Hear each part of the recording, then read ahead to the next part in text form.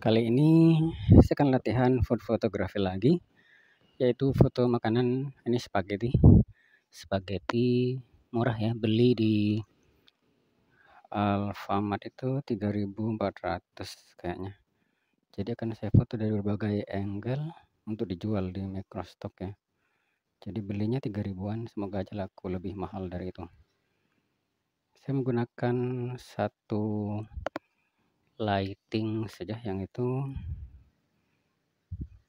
Kemudian saya menggunakan Nikon D5-200 lensa kit saja.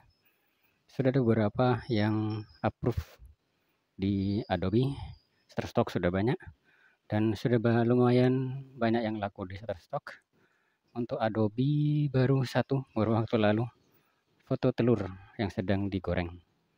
Semoga saja foto ini juga laris. Oke, ayo kita action sekarang.